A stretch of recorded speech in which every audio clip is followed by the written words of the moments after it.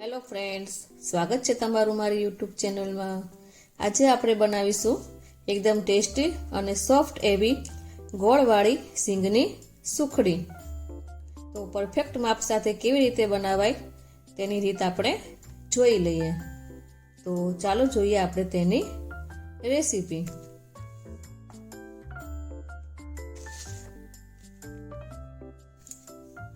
સિંગની સુખડી બનાવવા માટે મેં અહીંયા આગળ કાચા સિંગદાણા લીધા છે। મેં અહીંયા આગળ 400 થી 500 ગ્રામ કાચા સિંગદાણા લીધા છે। તેને આપણે એક કડાઈની અંદર ટ્રાન્સફર કરી લઈશું અને હવે આપણે તેને ગેસની ફ્લેમ ઓન કરી અને તેને ધીમા તાપે શેકી લેવાના છે। સિંગદાણાને આપણે ધીમા તાપે જ શેકવાના છે, જેથી સિંગદાણા આપણા એકદમ સરસ રીતે શેકાઈ જાય। જો તમે ફૂલ ગેસ ઉપર શેકશો તો તે સરખા શેકાશે નહીં, એ ઉપરથી દાજી જશે અને અંદરથી કાચા રહી જશે। એટલે શેકવામાં ભલે થોડી વાર લાગે, પણ તેને ગેસની ફ્લેમ ધીમી રાખીને જ તેને ધીમા તાપે આપણે તેને શેકવાના છે। સિંગને ચેક કરવા માટે એક રીત છે કે સિંગનો એક દાણો લઈ અને તેને ઠંડો કરી એની ઉપરનું ફોતરું આસાનીથી છૂટું પડી જાય તો સમજવાનું કે સિંગદાણા આપણા શેકાઈ ગયા છે। હજુ આપણું બરાબર નથી ઉખડતું, એટલે તેને 1 થી 2 મિનિટ માટે પાછા શેકી લઈશું। ફરી આપણે તેને ચેક કરી લઈશું તો તમે જોઈ શકો છો કે સિંગનું ફોતરું આસાનીથી નીકળી જાય છે। તો સિંગદાણા આપણા શેકાઈને રેડી થઈ ગયા છે। આપણે ગેસની ફ્લેમ બંધ કરી અને એક થાળીમાં તેને ઠંડા કરવા માટે મૂકી દઈશું। સિંગદાણા ઠંડા થઈ જાય એટલે આપણે તેને એના ફોતરા બરાબર ઉતારીને તેને સાફ કરી લઈશું। તો તમે જોઈ શકો છો કે મેં સિંગને ફોતરા ઉતારી અને સાફ કરીને રેડી કરી લીધી છે। આમાંથી હું 150 ગ્રામ જેટલા સિંગદાણા લઉં છું સિંગની સુખડી બનાવવા માટે। સિંગનો પાવડર મેં કરી લીધો છે। સિંગનો પાવડર તમે કરો ત્યારે મિક્સરમાં ઓન ઓફ કરી અને તેને ક્રશ કરવાના છે, નકર તો તમારે એની અંદરથી ઓઇલ છૂટું પડી જશે અને ભૂકો બરાબર નહીં થાય। તો 150 ગ્રામ સિંગદાણાની સામે મેં 150 ગ્રામ જેટલો દેશી ગોળ લીધો છે। ગોળનું માપ તમારે એ પ્રમાણે જ રાખવાનું છે કે સિંગ અને ગોળ સરખા પ્રમાણમાં લેવાના છે। હવે એક વાસણની અંદર આપણે 1 ચમચી જેટલું ઘી લઈશું। ઘી લઈ અને આપણે જે ગોળ લીધો હતો તે આપણે ઘીની અંદર નાખી દઈશું અને તેને ગરમ થવા માટે મૂકી દઈશું। દેશી ગોળની સુખડી બનાવવાથી તેનો કલર સેજ બ્રાઉન જેવો દેખાય છે। જો તમને દેશી ગોળ પસંદ ન હોય તો તમે વ્હાઈટ કોલ્હાપુરી ગોળની પણ સુખડી બનાવી શકો છો। વ્હાઈટ કોલ્હાપુરી ગોળની સુખડી તમે જે ખાંડની ચાસી લઈને જે સિંગ પાક બનાવો છો એના જેવો વ્હાઈટ દેખાય છે અને આ સેજ તમારે બ્રાઉન કલરનો દેખાશે। તો તમે દેશી ગોળની જગ્યાએ વ્હાઈટ ગોળનો પણ યુઝ કરી શકો છો।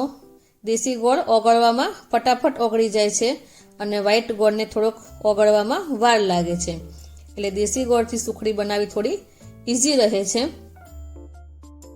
ગોળને વધારે પડતો કડક નથી કરવાનો, તેની અંદર થોડા ઘણા બબલ્સ આવે અને ગોળ આપણો ફૂલી જાય એટલો જ આપણે તેને ગરમ કરવાનો છે। તો તમે જોઈ શકો છો કે ગોળ આપણો થોડો ફૂલી ગયો છે, બબલ્સ આવવા માંડ્યા છે।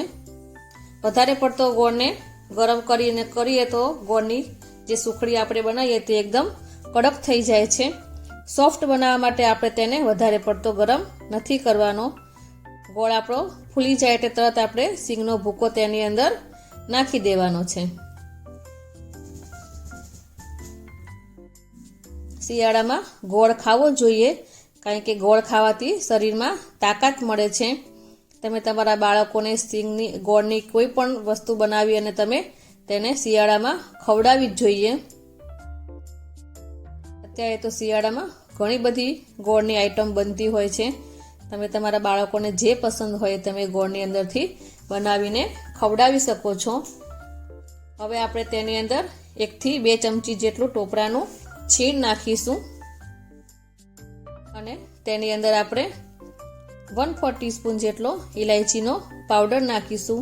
જો તમને ઇલાયચીનો ફ્લેવર પસંદ ન હોય તો તમે તેને સ્કીપ પણ કરી શકો છો. બધું બરાબર હલાવી અને આપણે મિક્સ કરી લઈશું.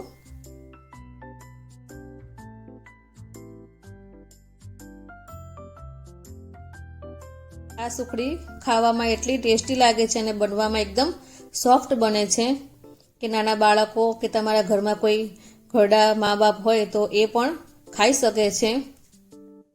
હવે તેને આપણે જે વાસણમાં કાઢવાનું હોય એને પહેલાં ઓઇલથી ગ્રીસ કરી લેવાનું છે. હું અહીંયા આગળ મીઠાઈની જે ટ્રે આવે છે તેના ઉપર મેં ઘી લગાવીને રાખ્યું હતું.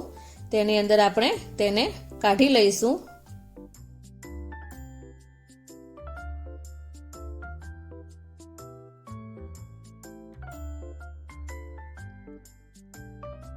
હવે આપણે આખી ટ્રેની અંદર તેને ફેલાવી દેવાનું છે.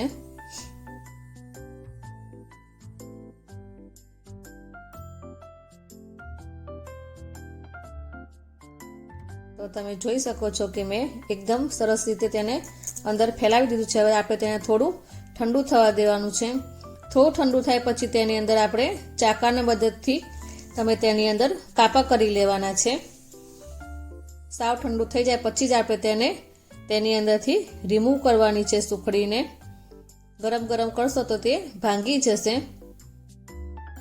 તો તમે જોઈ શકો છો કે તેના એકદમ પરફેક્ટ પીસ બનીને તૈયાર થઈ ગયા છે. દેખાવમાં પણ એકદમ સરસ લાગે છે.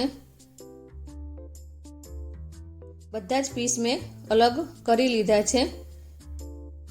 હવે આપણે તેને એક સર્વિંગ પ્લેટની અંદર કાઢી લઈશું.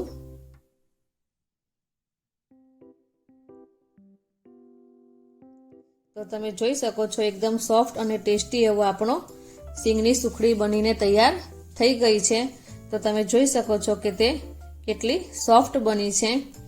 હું તમને ભાંગીને બતાવું. તમે જુઓ છો કે કેટલી આસાનીથી તે તૂટી જાય છે, જે ખાવામાં એકદમ પોચી લાગે છે. તો તમને મારી આ રેસીપી કેવી લાગી મને કમેન્ટ બોક્સમાં જરૂરથી જણાવજો. તમે એકવાર આ રેસીપી ઘરે જરૂરથી ટ્રાય કરજો. જો તમને મારો વિડીયો ગમ્યો હોય તો મારા વિડીયોને લાઈક કરી, શેર કરી અને મારી ચેનલને સબસ્ક્રાઈબ કરી દેજો. તો ફરી મળીશું નવા વિડીયો સાથે. Thanks for watching.